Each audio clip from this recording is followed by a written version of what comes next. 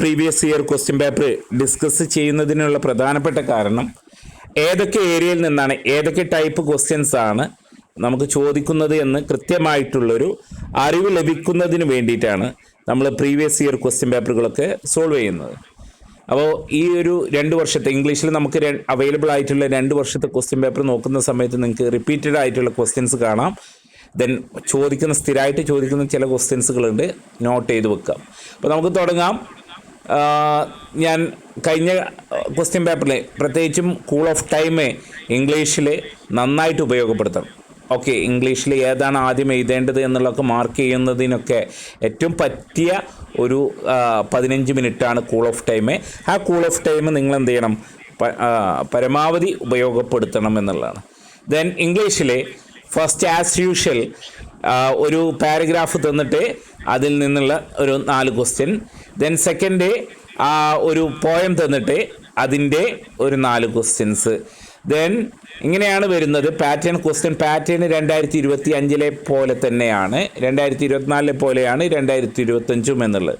അപ്പോൾ ഇതും 2025 സുധാമൂർത്തിയുടെ പോർഷനാണ് നമുക്ക് പാരഗ്രാഫ് ക്വസ്റ്റ്യൻ ആയിട്ട് തന്നിട്ടുള്ളത്.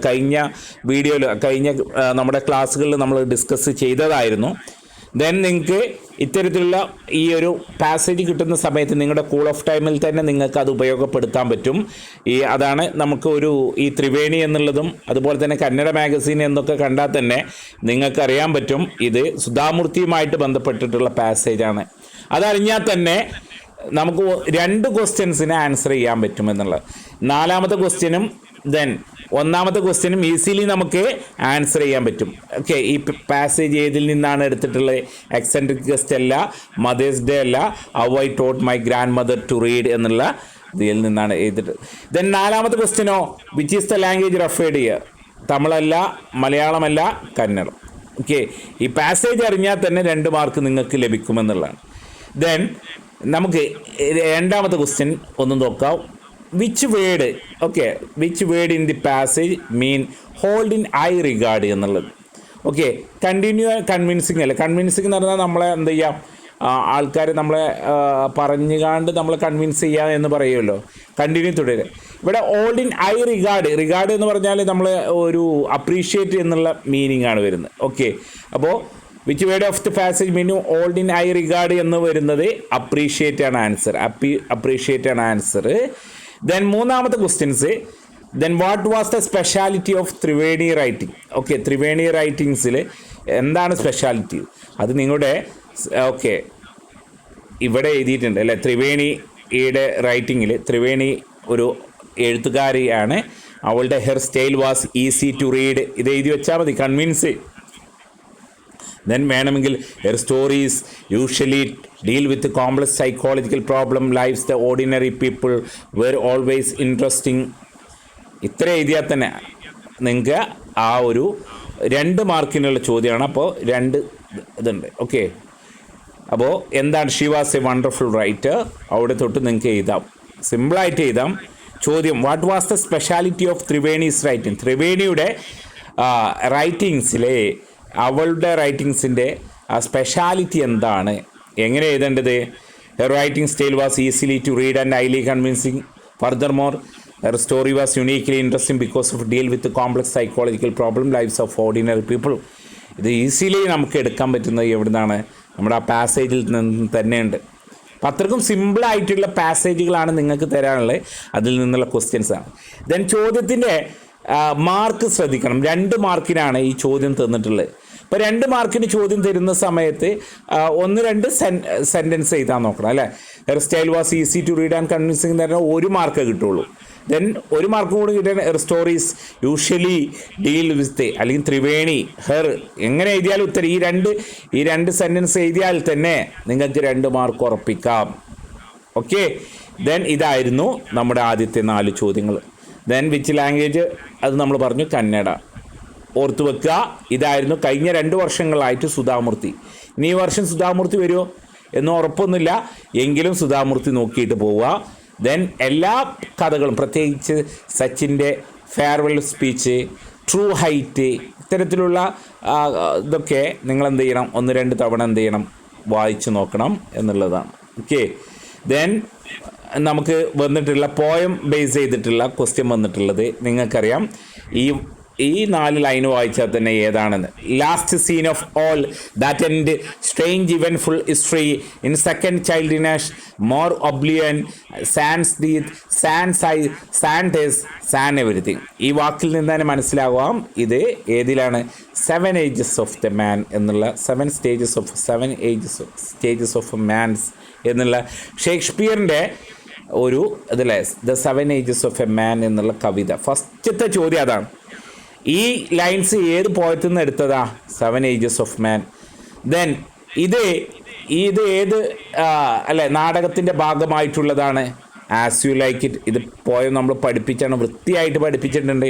ആസ് യു ലൈക്ക് ഇറ്റ് എന്നാണ് ഇത് എടുത്തിട്ടുള്ളത്. ദെൻ എന്താണ് മനുഷ്യൻ്റെ ലാസ്റ്റ് സ്റ്റേജ് അത് ഇതിൽ പറയുന്നുണ്ട്. ലാസ്റ്റ് സ്റ്റേജ് എന്ന് പറഞ്ഞാൽ മനുഷ്യൻ്റെ ലാസ്റ്റ് സ്റ്റേജ് എന്ന് പറയപ്പെടുന്നത് സെക്കൻഡ് ചൈൽഡിഷ്നെസ്സിന്, 2ാം കുട്ടിത്തമാണ്. നമ്മുടെ പല്ല് കൊഴിയും, കണ്ണിൻ്റെ കാഴ്ച ഇല്ലാതാവും, ടേസ്റ്റ് ഇല്ലാതെയാവും, എല്ലാം ഇല്ലാതെയാവുന്ന ഇതാണ്. ഇത് 2 മാർക്കിനുള്ള ക്വസ്റ്റ്യനാണ്. അപ്പോൾ അത് എഴുതണം. വെറും സെക്കൻഡ് ചൈൽഡിഷ്നെസ്സിന് എന്ന് മാത്രം എഴുതിയിട്ടുണ്ടെങ്കിലേ എന്താണ് മാർക്ക് 1 മാർക്കേ കിട്ടുള്ളൂ അപ്പോൾ എങ്ങനെയാണ് എഴുതേണ്ടത്? നമ്മൾ ആദ്യം these lines are taken from the poem 7 ages of man. നമ്മൾ നേരത്തെ പറഞ്ഞു ഏതെടുത്തിട്ടുള്ളത് ആസ് യു ലൈക്ക് ഇറ്റ് എന്നാണ്. Then how does the poet present last stage? Okay, ഇതാണ് the poet present last stage. Total helplessness. Okay, ഒന്നും ചെയ്യാൻ പറ്റാതെ എല്ലാവരും സഹായത്തിൽ. ഫിസിക്കൽ ഡിക്ലൈൻ ആണ്, അതായത് നമ്മുടെ പല്ല് കൊഴിയും, കണ്ണ് കൊഴിയും, ദെൻ ടേസ്റ്റ് ഒന്നും ഉണ്ടാവില്ല, ഒക്കെ പോവും, രുചിയൊക്കെ പോവും, മനുഷ്യനെല്ലാം നഷ്ടപ്പെടുന്ന കാലഘട്ടമാണ്. ദെൻ സെക്കൻഡ് ചൈൽഡിഷ്നെസ് എന്തുകൊണ്ടാണ് പറയുന്നതെന്ന് പറഞ്ഞാൽ വീണ്ടും നമ്മൾ എന്ത് ചെയ്യും? ഒരാളുടെ സഹായത്തോൽ ഇൻഫാൻ്റ് ആയിരിക്കുന്ന സമയത്ത്, നമ്മൾ കുട്ടിയായിരിക്കുന്ന സമയത്ത് നമുക്ക് ഒരാളുടെ കെയർ ആവശ്യമുണ്ട്. അതേപോലെ തന്നെയാണ് സെക്കൻഡ് ചൈൽഡ്. നമ്മൾ വാർദ്ധക്യത്തിലെത്തുന്ന സമയത്ത്, വൃദ്ധനായിട്ട് നിൽക്കുന്ന സമയത്ത് നമുക്ക് എന്ത് വേണം? നമുക്ക് വീണ്ടും ഒരാളുടെ കെയർ ആവശ്യമുണ്ട്. അതാണ് സെക്കൻഡ് ചൈൽഡിഷ്നെസ് എന്ന് പറയപ്പെടുന്നത്. ഓക്കെ. ദെൻ 9 മുതൽ 15 വരെയുള്ള ചോദ്യങ്ങൾ 2 മാർക്കിനാണ്.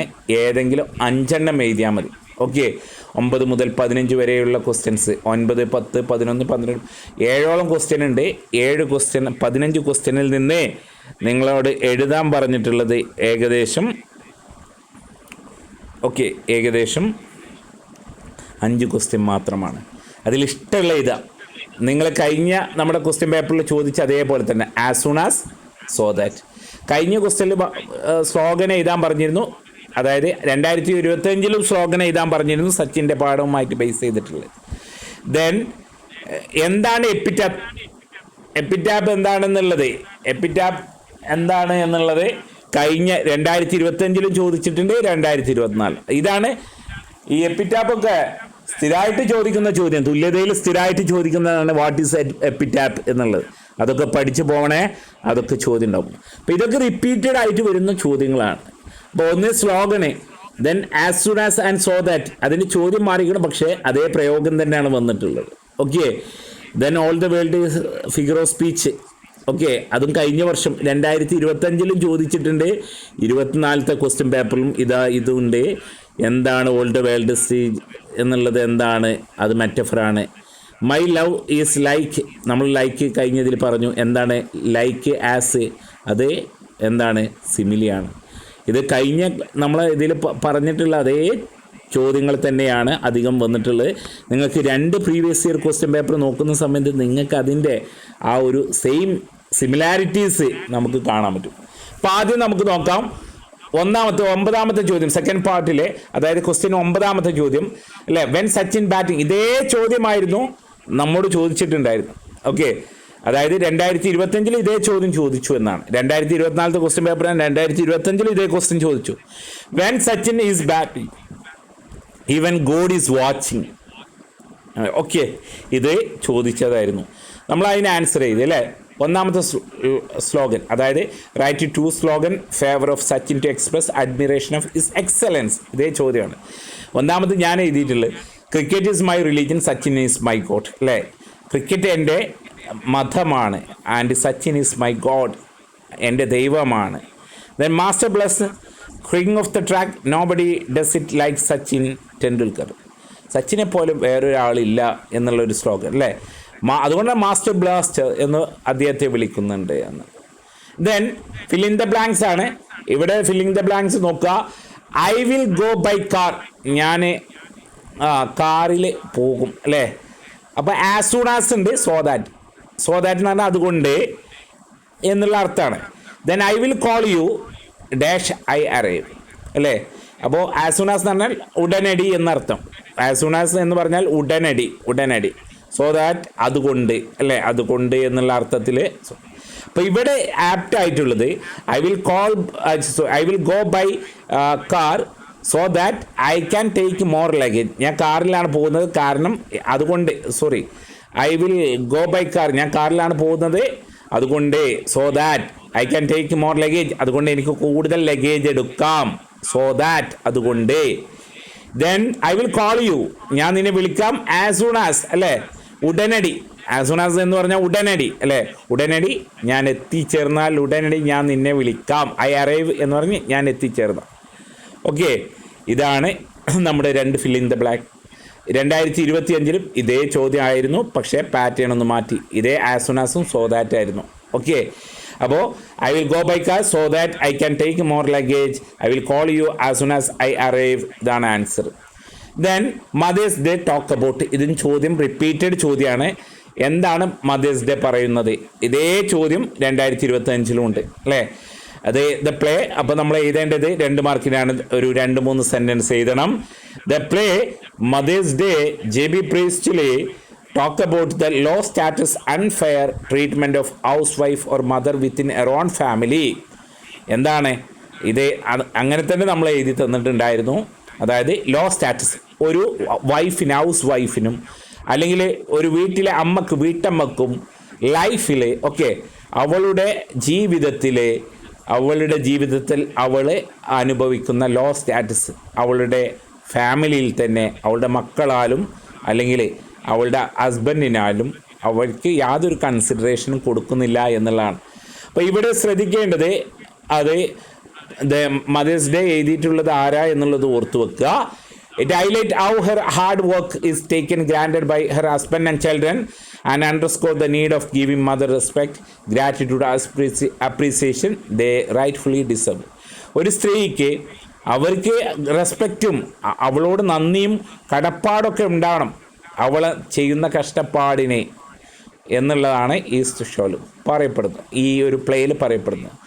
ദെൻ 12ാമത്തെ ചോദ്യം ഇതായിരുന്നു. 12ാമത്തെ ചോദ്യം, how does Alice Walker describe her persona with second stanza of poem? Remember me എന്ന് വന്നിട്ടുള്ള ചോദ്യമാണ്. 2ാമത്തെ സ്റ്റാൻസയിൽ ആലിസ് വാക്കറിനെ അവളെ സ്വയം എങ്ങനെയാണ് വിവരിക്കുന്നത് എന്നുള്ള അല്ലേ. Remember her person. In second stand remember me Alice Walker describe her person as a suppressed അല്ലേ, അടിച്ചമർത്തപ്പെട്ട weary and heavily burden individual. She portrayed herself summon trapped historical social അതായത് അവളെ ഒരു ബ്ലാക്ക് എന്നുള്ള രീതിയിൽ സപ്രസ് ചെയ്തതിനെ കുറിച്ചാണ് പറയപ്പെടുന്നത് എന്നുള്ളത്. ദെൻ എപ്പിറ്റാപ്പ്. വാട്ട് ഈസ് എപ്പിറ്റാപ്പ് എന്നുള്ളത് 14ാമത്തെ ചോദ്യം നമ്മുടെ കഴിഞ്ഞതിൽ അല്ലേ. എപ്പിറ്റാപ്പ് എന്ന് പറഞ്ഞാൽ ശവക്കല്ലറമേൽ കൊത്തിവെക്കപ്പെട്ടിട്ടുള്ള ചെറിയ വാക്കുകളോ കോട്സുകളോ പോയംസിനോ ഒക്കെയാണ് എന്ത് പറയുന്നത്, എപ്പിറ്റാപ്പ് എന്ന് പറയുന്നത്. Epitaph is a short text or poem or statement written the memory deceased എന്ന് പറഞ്ഞാൽ മരണപ്പെട്ട അല്ലേ, മെമ്മറി ഓഫ് ഡൈഡ് പേഴ്സൺ എന്ന് എഴുതിയാലും മതി, ഡിസീസിനെന്ന് എഴുതണ്ട. അതായത് died person typically inscribed their tombstone, gravestone. അവരുടെ ടോം സ്റ്റോണുമിലോ ഗ്രേവ് സ്റ്റോണുമിലോ എഴുതി വെക്കപ്പെട്ടിട്ടുള്ളതിനാണ് നമ്മളെന്ത് പറയുന്നത്, എപ്പിറ്റാപ്പ് എന്ന് പറയുന്നത്. അപ്പോൾ അതൊരു ഷോർട്ട് ടെക്സ്റ്റ് ആയിരിക്കും, അല്ലെങ്കിൽ ഒരു പോയായിരിക്കും, ഒരു സ്റ്റേറ്റ്മെൻ്റ് ആയിരിക്കും. ഡിസീസ്ഡ് ആയിട്ടുള്ള പേഴ്സൺ, അതായത് മരിക്കപ്പെട്ട ആൾക്കാരുടെ ടോം സ്റ്റോണുമിലെ കല്ലറമിൽ കൊത്തിവെക്കപ്പെട്ടതാണ് എന്നുള്ളത്. ദെൻ അടുത്ത ചോദ്യം, ദ ഗിഫ്റ്റ്. നമുക്കറിയാം ഗിഫ്റ്റ് എന്നുള്ളത് നമ്മളെ SK പൊറ്റക്കാടിൻ്റെ ഒരു യാത്രാ വിവരണം, ട്രാവലോഗാണ്. അതിലൊരു ഓൾഡ് കപ്പിൾ വരുന്നുണ്ട്. അവരുടെ 40 വർഷം മുമ്പ് മരിച്ചു പോയിട്ടുള്ള അവരുടെ മകൻ്റെ ടോം സ്റ്റോണിൽ മേൽ അവരുടെ ആ ശവക്കല്ലറമേൽ ഇത് വെക്കുന്നുണ്ട്, ഏത് കളിപ്പാട്ടങ്ങളും മറ്റൊക്കെ വെക്കുന്നുണ്ട്. അപ്പോൾ എന്തുകൊണ്ടാണ് അവർ കണ്ണുനീർ പൊഴിക്കാത്തത് എന്നുള്ള, why did old couple shed not tear in gift, അല്ലേ? കാരണം അത് അത്രയും അവർ ആക്സെപ്റ്റ് ചെയ്തിട്ടുണ്ട്. അവരുടെ വിയോഗത്തെ അവരെന്ത് ചെയ്യുന്നുണ്ട്, അവരുടെ നഷ്ടത്തെ അവർ ആക്സെപ്റ്റ് ചെയ്തിട്ടുണ്ട് എന്നുള്ളത്. The old couple shed no tears because of they had reached a state of deep emotional numbness, acceptance, profound grief, suppressed conventional crying. Enduring lifetime hardship, loss, displacement, there is sorrow too. അല്ലേ? നമുക്കറിയാം അവരെ ആ ഒരു tragic reality അവരെ ഇങ്ങനെ accept ചെയ്തിട്ടുണ്ട്. അതുകൊണ്ടാണ് അവർക്ക് കണ്ണുനീര് വരാത്തത്. ഓക്കെ എല്ലാവർക്കും ഉണ്ടോ? ക്ലിയർ ആണോ? ഓക്കെയാണ്. ഒന്ന് ഇത് ലാസ്റ്റ് ക്വസ്റ്റ്യൻ ആണ് നമ്മൾ ഡിസ്കസ് ചെയ്യുന്നത്. ഏട്ടനൊന്ന് ജസ്റ്റ് ഓക്കെ ഒന്ന് ക്ലിയർ അല്ലാത്തവരൊന്ന് ജസ്റ്റ് ഒന്ന് ലെഫ്റ്റായിട്ട് ജോയിൻ ചെയ്തോളൂ. ഓക്കെ, ലാസ്റ്റ് ക്വസ്റ്റ്യനും കൂടി, ഒറ്റ ക്വസ്റ്റ്യനും കൂടി ഉണ്ട് നമ്മൾ ഈ ഒരു പാട്ടിലെ. ദെൻ ഫിഗർ ഓഫ് സ്പീച്ചാണ്. ഫിഗർ ഓഫ് സ്പീച്ച് നമ്മൾ പഠിപ്പിക്കുമെന്ന് പറഞ്ഞിട്ടുണ്ട്. എങ്കിലും ഫിഗർ ഓഫ് സ്പീച്ച് സ്ഥിരമായിട്ട് വരുന്നത് മെറ്റഫറായിട്ടും, ദെൻ 2 ചോദ്യങ്ങളിൽ ഒന്ന് മെറ്റഫറും വരുന്നു, ഒന്ന് സിമിലിയാണ് വരുന്നത്. ഓക്കെ, മെറ്റഫർ നമ്മൾ പറഞ്ഞു വേൾഡിനെ ഒരു സ്റ്റേജ് ആയിട്ട് കമ്പയർ ചെയ്തു. അതായത് ജീവനുള്ളതിനെ ജീവനില്ലാത്തതുമായിട്ട് കമ്പയർ ചെയ്യുന്നതാണ് സാധാരണ മെറ്റഫർ എന്ന് പറയുന്നത്. ഓക്കെ, ജീവനുള്ള വസ്തുവിനെ ജീവനില്ലാത്തൊരു വസ്തുവിനെയൊക്കെ ആയിട്ട്, ഓക്കെ, എൻ്റെ സ്നേഹം കല്ലാണ് ഇതാണ്, അല്ലേ? നിൻ്റെ ഹൃദയം കല്ലാണ്. ഹൃദയം എന്നുള്ളത് നമ്മൾ ജീവനുള്ളൊരു വസ്തുവാണ്. ദെൻ കല്ല് എന്നുള്ള ജീവനില്ലാത്ത, അപ്പോൾ ഹൃദയത്തെ കല്ലായിട്ട് കമ്പയർ ചെയ്യുക. ദെൻ സിമിലി എന്ന് പറഞ്ഞിട്ടുണ്ടെങ്കിൽ നമുക്കറിയാം ലൈക്ക്, അതായത് 2 വസ്തുവിനെ കമ്പയർ ചെയ്യുന്നതിന് വേണ്ടിയിട്ടാണ്. ഏതൊക്കെയാണ് ആ 2 വാക്കുകൾ യൂസ് ചെയ്യുന്നത്? കഴിഞ്ഞ ക്ലാസ്സിൽ നമ്മൾ പറഞ്ഞാണ്. കമ്പാരിസന് വേണ്ടിയിട്ട് യൂസ് ചെയ്യുന്ന 2 വാക്കുകൾ ഏതൊക്കെയാണ്? കേട്ടില്ല. ലൈക്ക്. ഈ വാക്ക് ഉപയോഗിച്ച് കമ്പാരിസൺ ചെയ്യുന്നതിനെയാണ് നമ്മൾ എന്ത് പറയുന്നത്? സിമിലി എന്ന് പറയുന്നത്. ഓക്കെ, ഇവിടെ my love is like A red rose എന്ന് പറയുന്നത് സിമിലിയാണ്. ദെൻ ഇത് മെറ്റഫറാണ്. അതായത് വേൾഡ് സ്റ്റേജ് എന്നുള്ളത് ജീവനില്ലാത്തൊരു സാധനമാണ്. അപ്പോൾ ജീവനില്ലാത്തതിനെ ജീവനുള്ള ഒരു വസ്തുവിനുമായി, അല്ല, ജീവനുള്ള വസ്തുവിനെ ജീവനില്ലാത്തൊരു വസ്തുവായിട്ട് കമ്പാരിസൺ നടത്തുന്നതിന് നേരത്തെ പറഞ്ഞു. നിന്റെ ഹൃദയം കല്ലാണ് എന്ന് പറയുന്നത്, കല്ല് എന്നുള്ളത് ജീവനില്ലാത്ത വസ്തുവും ഹൃദയം എന്നുള്ളത് തുടിക്കുന്നതാണ്, ജീവനുള്ളതാണ് എന്നുള്ളതാണ്. അപ്പോൾ ഇത്തരത്തിലുള്ളതിൻ്റെയാണ് മെറ്റഫർ എന്ന് പറയുന്നത്. ദെൻ ഹൈപ്പർബോൾ ഉണ്ട്, എക്സാജറേഷൻ ആണ്. അതായത് സാധാരണ നമ്മൾ പറയുന്നത് my love is like A red rose എന്ന് പറയുമ്പോൾ സാധാരണ എക്സാജറേഷനല്ല, നമുക്ക് പറയാൻ പറ്റുന്നതാണ്. എക്സാജറേഷൻ എന്ന് പറഞ്ഞാൽ ഒന്നിനെ പൊലിപ്പിച്ച് പറയുന്നതിനെയാണ് എക്സാജറേഷൻ എന്ന് പറയുന്നത്. അത് നമ്മൾ ഈ ഫിഗർ ഓഫ് സ്പീച്ച് കുറച്ച് നമ്മുടെ ടെക്സ്റ്റ് ബുക്ക് റിലേറ്റഡ് ആയിട്ടുള്ള ഫിഗർ ഓഫ് സ്പീച്ച് ഞാൻ നോക്കിയെടുക്കുന്നുണ്ട്. അത് വെച്ച് നമ്മൾ എന്ത് പറയും. അപ്പോൾ all the world is A stage എന്നുള്ളത് മെറ്റഫറാണ്. അത് ഓർത്ത് വെക്കുക. ജീവനുള്ള ഒരു വസ്തുവിനെ ജീവനില്ലാത്ത ഒരു വസ്തുവായിട്ട് സാധാരണ കമ്പയർ ചെയ്യുമ്പോഴാണ് നമ്മൾ മെറ്റഫർ യൂസ് ചെയ്യുന്നത്. സിമിലി എന്ന് പറഞ്ഞിട്ടുണ്ടെങ്കിൽ 2 സാധനത്തെ കമ്പയർ ചെയ്യാൻ വേണ്ടിയിട്ട് ലൈക്ക് ഹാസ് എന്നുള്ള വാക്ക്, അല്ലേ? ലൈക്കും അതുപോലെ തന്നെ ആസ് എന്നുള്ള വാക്ക് കൊണ്ട് കമ്പാരിസന് വേണ്ടിയിട്ടാണ് അങ്ങനെ യൂസ് ചെയ്യുന്ന ഫിഗർ ഓഫ് സ്പീച്ചിനെ പറയപ്പെടുന്ന പേരാണ് സിമിലി എന്ന് പറയപ്പെടുന്നത്. ഇവിടെ my love is like A red rose എന്നുള്ളത് ലൈക്ക് എന്നുള്ളത് വന്നിട്ടുണ്ട്. അപ്പോൾ അതുകൊണ്ട് കണ്ണും പൂട്ടി നിങ്ങൾക്ക് ഇതാ സിമിലിയാണ് എന്ന്. ഓക്കെ, ദെൻ ഇതാണ് നമ്മുടെ ഈ 2024 ഫസ്റ്റ് പാർട്ട്. ഇനി സെക്കൻഡ് പാർട്ടിൽ ഒരു 12 ക്വസ്റ്റ്യനും കൂടി നമുക്ക് ഡിസ്കസ് ചെയ്യാനുണ്ട്. അത് നാളെ രാത്രി തന്നെ ഉണ്ടാവും. നാളെ രാത്രിയിൽ നമുക്ക് ഡിസ്കസ് ചെയ്യാം. ഓക്കെ, ദെൻ വൈൻഡപ്പ് ചെയ്യുന്നുണ്ട്. ദെൻ ഫസ്റ്റിൻ്റെ കംപ്ലീറ്റ് ചെയ്യപ്പെട്ടിട്ടുള്ള, അതായത് ഫസ്റ്റ് ക്വസ്റ്റ്യൻ പേപ്പറിൻ്റെ എഡിറ്റ് ചെയ്യപ്പെട്ടിട്ടുള്ള ഒരു സാധനം ഞാൻ നിങ്ങൾക്ക് ഇന്ന് രാത്രി അയച്ചു തരാം കേട്ടോ. ദെൻ ഇത് കംപ്ലീറ്റ് ആയിട്ട് നാളെ ഇത് കംപ്ലീറ്റ് ആയിട്ട് ഇതിൻ്റെ തരാം. ദെൻ അത് പുറത്തേക്ക് ഷെയർ ചെയ്ത് നിങ്ങൾക്ക് വേണ്ടിയിട്ട് മാത്രമുള്ളതാണ്. Okay, thank you. ഞാൻ ലീവ് ചെയ്യുന്നു.